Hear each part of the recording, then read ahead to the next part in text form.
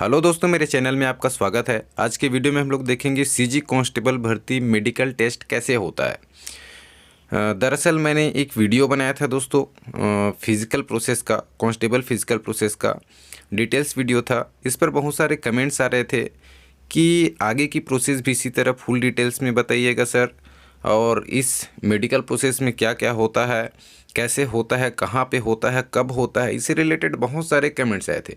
तो इस वीडियो में आपके सारे कमेंट्स का डाउट जो है क्लियर हो जाएगा। वीडियो पे बने रहिएगा। और यदि आप फिज़िकल प्रोसेस की तैयारी कर रहे हैं दोस्तों, वीडियो को ज़रूर शेयर कीजिएगा।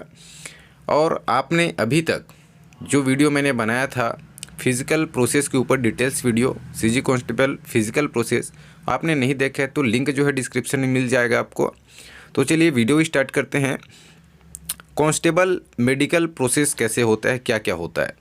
तो इस प्रोसेस में दोस्तों पहला होता है इंटरनल बॉडी चेकअप, दूसरा होता है दोस्तों आपका एक्सटर्नल बॉडी चेकअप, तीसरा होता है दोस्तों आई विज़न टेस्ट होता है जिसमें कलर ब्लाइंडनेस भी टेस्ट होता है, और चौथा होता है आपका मेंटल चेकअप। ठीक है, इस सारे के बारे में डिटेल से हम लोग देखेंगे।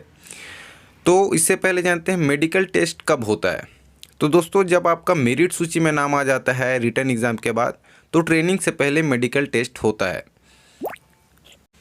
जैसे ही मेरिट सूची में नाम आता है तो आपको इन्फॉर्म कर दिया जाता है कि इस दिन जो है आपका मेडिकल टेस्ट है, और सभी का एक साथ नहीं होता है। इसमें जो है 40-50-50 का ग्रुप होता है जिले वाइज। अब बात करते हैं कि टेस्ट कहाँ होता है। दोस्तों हर एक ज़िला में जिला चिकित्सालय होता है, अस्पताल होता है। उस जिला चिकित्सालय में ही आपको ले जाया जाता है, और साथ में आपके पास एक ऑफिसर भी जाते हैं डिपार्टमेंट से टेस्ट के दिन। अब बात करते हैं दोस्तों मेडिकल प्रोसेस में क्या होता है। तो सबसे पहला होता है इंटरनल बॉडी चेकअप। इसमें क्या होता है दोस्तों, पहला होता है आपका ब्लड टेस्ट, दूसरा होता है यूरिन टेस्ट। ठीक है, इसके बारे में हम लोग जो है डिटेल से आगे देखेंगे कि ये चेकअप जो है क्यों होता है। तो दो टेस्ट होते हैं, ब्लड टेस्ट और यूरिन टेस्ट। अच्छा, ब्लड टेस्ट क्यों किया जाता है दोस्तों, तो इसको थोड़ा सा डिटेल से हम लोग समझते हैं।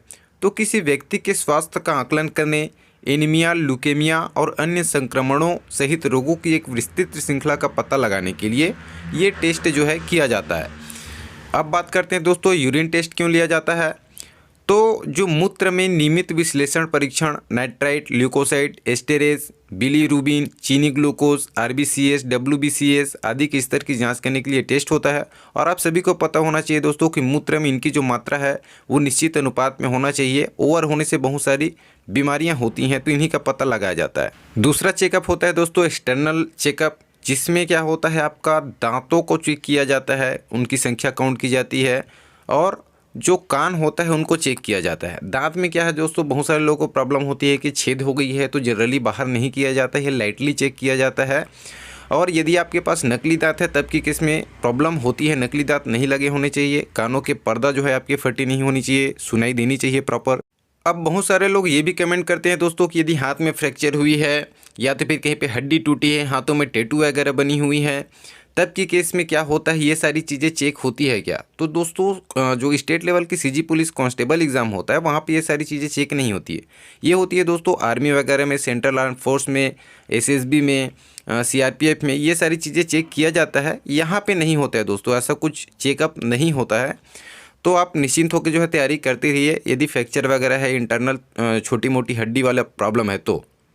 इसके अलावा एक्सटर्नल टेस्ट में होता है दोस्तों बीपी टेस्ट, यानी कि ब्लड प्रेशर टेस्ट होता है। तो इसमें क्या करना है दोस्तों, आपको हड़बड़ाना नहीं है। जितना ज़्यादा आप यहाँ पे घबराहट महसूस करेंगे दोस्तों, तो आपका बीपी जो है उतना ही हाई बताएगा। ठीक है, तो बिल्कुल नॉर्मल तरीके से शांत होकर बैठ जाना है, और ये टेस्ट आपको करा लेना रहता है।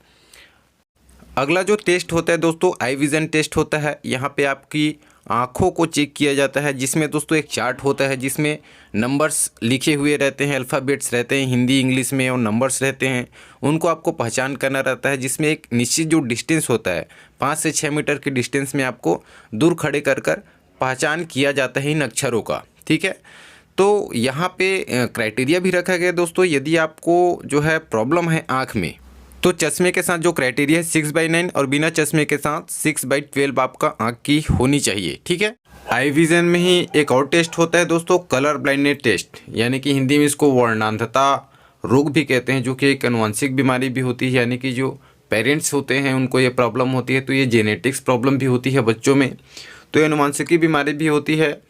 और यहाँ पे इसके टेस्ट के लिए क्या किया जाता है दोस्तों, ये जो सर्कल दिखाई दे रहा है आपको, यहाँ पे कुछ अंक प्रदर्शित किए रहते हैं या अल्फ़ाबेट्स लिखे रहते हैं।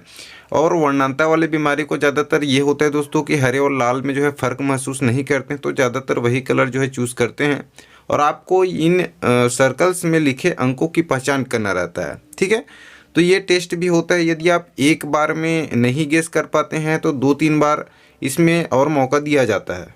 उसके बाद लास्ट में होता है दोस्तों मेंटल टेस्ट, जिसमें एक साइकियाट्रिस्ट डॉक्टर जो है होता है, वो आपसे सवाल करता है, आपसे पढ़ाई से रिलेटेड सवाल करेगा, आपसे पर्सनली सवाल करेगा और वो साइन करता है कि आप मेंटलिटी फिट हैं या नहीं है। ठीक है, तो ये लास्ट होता है। अब बात करते हैं दोस्तों, जैसे ही आपका मेरिट सूची में नाम आता है तो मेडिकल से पहले आपको कौन कौन सी सावधानी रखनी है। तो पहला तो है दोस्तों आपको दांतों और कान की सफाई करवा लेना है, और दूसरा है दोस्तों सरकारी अस्पताल में ब्लड और यूरिन टेस्ट कराना है। ठीक है, जो मेडिकल है उससे पहले ही। ठीक है, यदि आपको लगता है आपका जो फिजिकल हो जाता है, रिटर्न एग्ज़ाम अच्छा चला जाता है, आपका नाम ही आ जाता है, उसी समय ही आपको गवर्नमेंट हॉस्पिटल, किसी भी गवर्नमेंट हॉस्पिटल में चले जाना है जहाँ पे ये सुविधा है, जहाँ पे फ्री में ये ब्लड टेस्ट और यूरिन टेस्ट वगैरह कराया जाता है। तो सरकारी अस्पताल में चले जाना है, ब्लड और यूरिन टेस्ट करा लेना है। ठीक, उसके बाद जैसे ही आपका रिपोर्ट आता है दोस्तों, अब आपको देखना है रिपोर्ट में कि आपको क्या प्रॉब्लम है, तो आपको डॉक्टर से सलाह लेना है। यदि आपके में कुछ खामियां निकलती हैं, चाहे ब्लड टेस्ट में हो या यूरिन टेस्ट में हो, तो आपको क्या करना है, डॉक्टर से सलाह ले लेना है एक बार। ठीक है, और उनसे पूछना है कि आप उसको कैसे कम कर सकते हैं। तो ये ज़्यादा बेनिफिशियल रहेगी यदि आप पहले से ही जो है ये सारी टेस्ट करा लिए रहते हैं। ठीक है, ताकि आपका यदि कुछ खामी भी है तो जो आपका मेडिकल टेस्ट होगा विभाग द्वारा कराया जाएगा, वहाँ पे कम से कम आपका मेडिकल से रिलेटेड जो प्रॉब्लम है वो सॉर्ट आउट हो जाए। अब यहाँ से पे जिसको जो प्रॉब्लम होगा दोस्तों, बहुत सारे लोग ऐसे होंगे जो डर जाएंगे कि हमको ये प्रॉब्लम है, क्योंकि आज के ज़माने में सबको कुछ न कुछ प्रॉब्लम होती है भाई। ब्लड टेस्ट हो या तो फिर यूरिन टेस्ट हो, यहाँ पे कुछ न कुछ निकल ही जाता है, तो आपको घबराना नहीं है। ठीक है, यहाँ पे इतना ज़्यादा कड़ाई से चेक नहीं होता है दोस्तों। सीजी कांस्टेबल में तो और एकदम लाइटली जो है होता है। आपका नाम आ गया है ना तो लगभग आपका तय ही है, समझो। बहुत कम ही चांसेस होता है, 1-8% लोग जो है कट जाते हैं। जैसे 100 में है तो 1-2 लोग कट जाते हैं, कुछ मेजर प्रॉब्लम रहता है।